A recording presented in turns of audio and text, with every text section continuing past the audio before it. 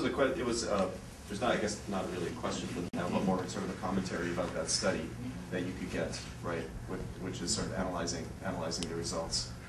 Okay, let's take it right here in the center. This is a question about differences of opinion. When you have elections in Finland, what are the major issues? Do they involve foreign policy or social issues or economic equality? What do the Finns fight over? Major issues in elections, right? Well, for example, NATO membership is a constant battle, and it will always be. Okay.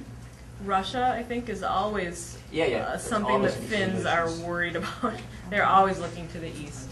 Yeah. Nuclear power. Nuclear power. Always. Right. So sort of different issues than we have. We don't worry about those three. It's not social issues. It's not abortion or anything like that. That's absurd to Finns. I think that that's even an issue here, or was. Maybe it's not as much anymore. Yeah. Okay, next question right here. I want to go back to religion because I'm a little confused about how strong the religious leaning is in Finland, and how does it inform all those wonderful 5 things that you listed that were evaluated. Right. Are they informed by people's religion at all? When I was in Finland, I experienced the church as empty, but I also experienced them available and wonderful in terms of helping a foreigner trace her history, but supported by the government. So I've been real confused. How does it inform life? How does religion inform those 5 things that were used? Inform the quality of life. Inform the quality of life. Yeah, that's a big question. Yeah. That is a big difference between America and Finland. There just isn't that personal investment in the church. Like going every Sunday, being involved with families. That I saw. I don't know. That was what I saw. I don't know. I think one answer to your question is this. Since there's a state church, in fact there are 2, the Lutherans about 96-97%, I think, and the Eastern Orthodox are another 3, and I was actually raised in the Eastern Orthodox church. But anyway, everybody has to go to religion classes as a kid, so you can't avoid learning that, do unto your neighbor as you would have them do to you. So some of the basic sort of ethical things are pounded to you, or at least it's made available to you already at a very young age in school, as opposed to relying on a parent to take the child to Sunday school here.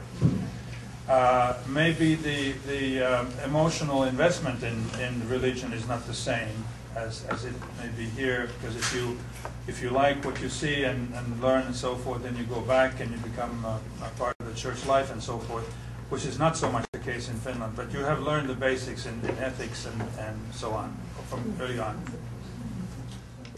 Share and not keeping up with the smartphones. And so, of course, I believe Nokia at one time was the most esteemed company in the world. But in their usual way of writing, they were very they attributed it to very blithely to that the isolation of Finland and that the self-satisfaction that they were too self-satisfied with their product, and they didn't think it could be eclipsed. So I just for the sake of discussion, I was curious about how you see how important that one company is to the economy, and then how the comments in the magazine. Well, I think others may have even more up-to-date responses than I do, but yes, Nokia has been very important to the Finnish economy, and perhaps disproportionately so. I think at one time, 40 cents of every dollar in salary spent in the country came from a Nokia-related business, which is, maybe it wasn't that high, but it was outrageously high. I think they're coming to terms with the lowering tide of Nokia, and Finland is definitely, however, is investing in innovation, and we had several of us around the table had an occasion to hear the Finnish Consul General from New York speak here a couple of weeks ago, and just want to borrow a couple of things from what she was saying. One is that when asked what are the 3 most important things for the Finland's future. The present president of Finland, Tarja Halonen, who's a lady president, by the way, listed them in this order: education, education, and education.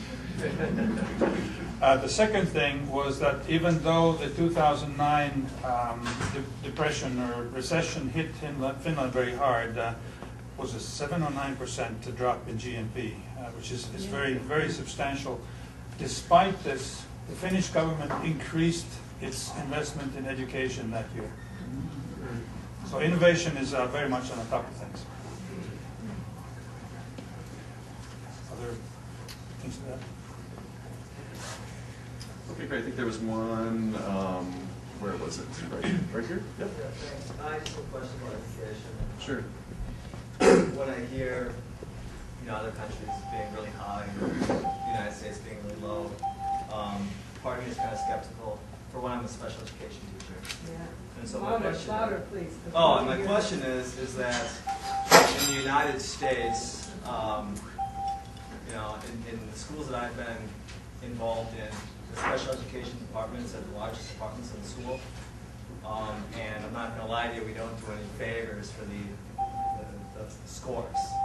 And so when I look at the scores, and given that, I'm wondering, does everybody get educated in Finland as far as special needs and special abilities? Because when I look at the United States in like the 60s, when they were #1 in math, #1 in science, the level of services for special needs or emotional, behavioral, things like that, they would drop out or be ignored, which isn't an option anymore in the United States. And so my question is, what is the dropout rate in Finland, and how much do they really educate everybody? And what does the education look like in like the rural environments? Okay. So let me just repeat a few things, because I'm not sure if everybody heard. So the question was, the person asking the question is a special education teacher here, and was curious about one of the things with having special education in the United States is that it affects the test scores, right? It affects the results. And the question is that really taken into consideration in Finland? Is everyone really educated that way? And how is special education integrated? And then the question was, how does it work in the rural areas? That was the second part. Right, where you think of rural Minnesota, where you drop out of high school at 13 and work, which isn't no longer an option. Right. Is that the same? Right. So the dropout rate was another one of the questions. The dropout rate. Is everyone really educated? And what is there a problem with people dropping out of school? And what would you say to that? I think the law says that you have to be in school until you're 16. You can't drop out before that. And the students who need special help are being integrated into the groups, which can be a good thing or a bad thing. I don't know. But before there were like different special groups for them who needed special help. Now we want to integrate everyone in the same group. So that's how we're dealing with this issue. I wonder about that 100% literacy rate too. When I got there, I was like, how could you possibly have 100? Aren't there like people who really will never be able to read because of mental retardation or something? So like, yeah, how does that factor into Finland's 100% literacy rate? Do you know? Or? Well, I don't know about the people who have mental retardation or some other handicap. I suspect they may be outliers in all these statistics. However, major differences in school systems, if I can point some of them from my perspective.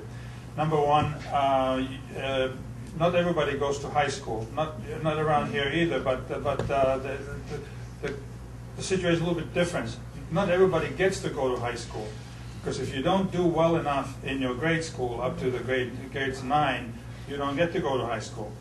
And so this is where the first parting of ways takes place. And if you don't do well enough to get into the academics and go to high school, then you'll be encouraged to go to a vocational school of some sort, and you become an electrician or a blacksmith or auto mechanic or whatever, and you'll probably end up making a hell of a lot more money much earlier than the guy who goes to university. So this is one thing.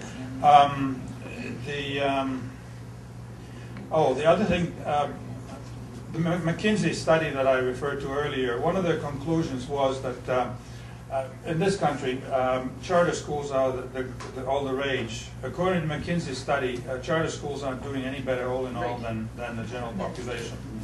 And Finland does not have any private schools. Correct me if I'm wrong. A few percent. Okay, could be a few, but the private schools have pretty much gone out the window. I went to private school actually when I was in high school, but they no longer exist because the public school system takes care of both the less talented and the more talented.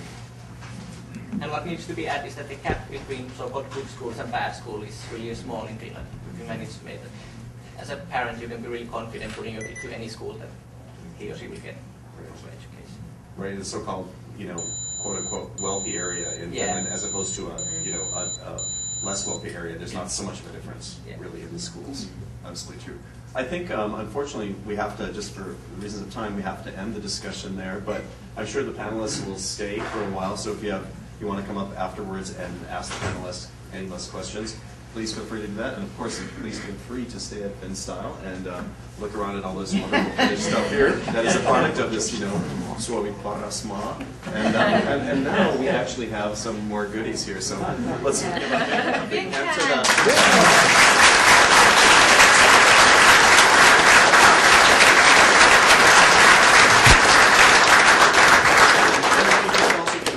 To Elina and to Ben and for FinStyle for letting us host the event here.